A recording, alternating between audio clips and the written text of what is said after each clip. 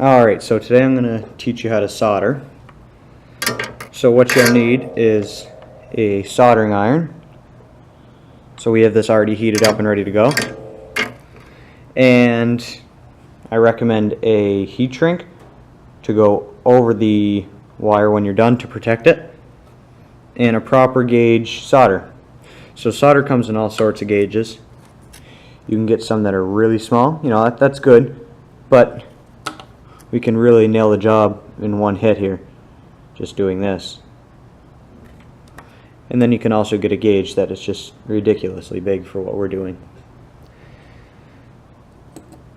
So, once the iron's heated up, it's actually pretty easy.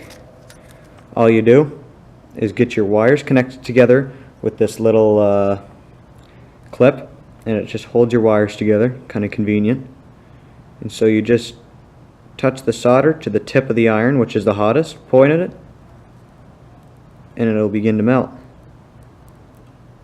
So obviously I'm not the best at it, but it comes with practice. And then you can just douse the tip of the iron off in a wet sponge to get all the excess off it. So basically, as soon as this touches, this will want to turn to liquid. And so as soon as you pull this away, you'll be left with a liquid solder, and then it will eventually warm back up to room temperature and harden. But for now it's still kind of wet, and you can play around with it. So we'll just add a bit more for security, but as you can see there, if you let it dry, your iron will actually get stuck to it, so you have to be careful there. It's not a bad idea to ever just do it over it and let it drop. Once again, rinse off your iron with a wet sponge.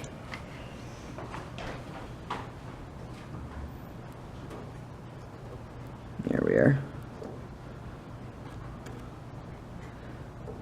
I do recommend a pair of pliers too, so you can really get the whole joint. As you can see, you see a bit of excess sticking out right there.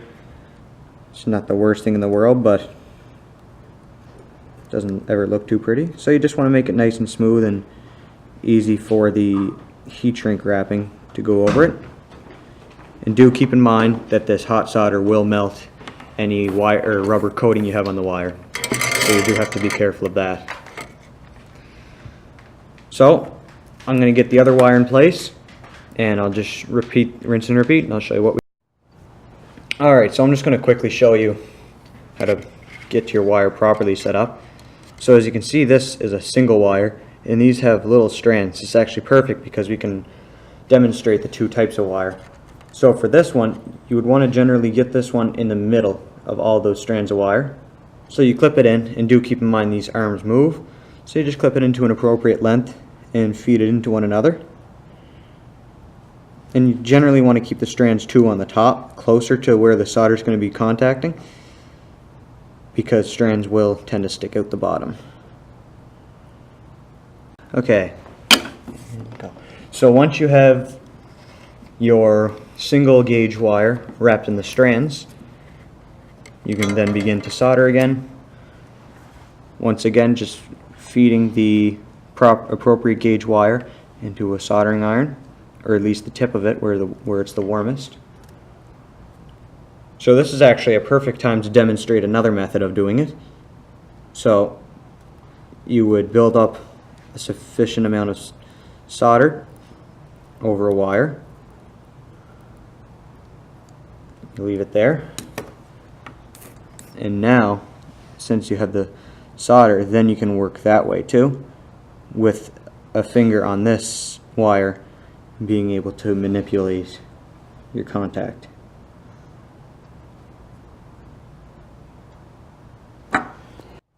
Alright, so now that the iron's once again warmed up, you will use gravity to your advantage and have the solder on top.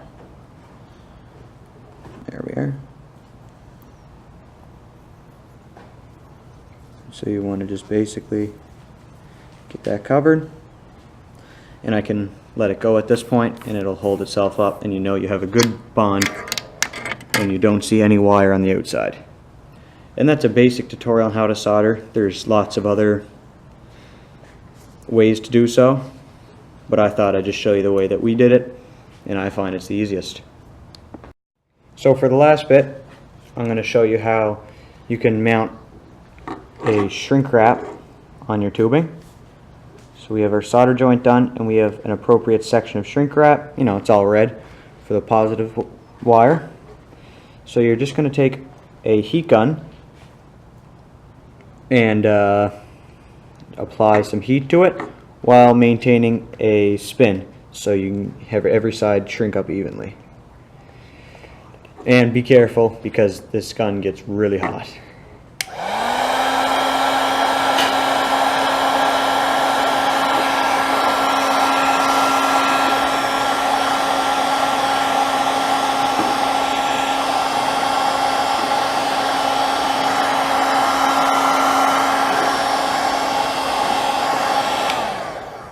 Alright, and there's our finished product.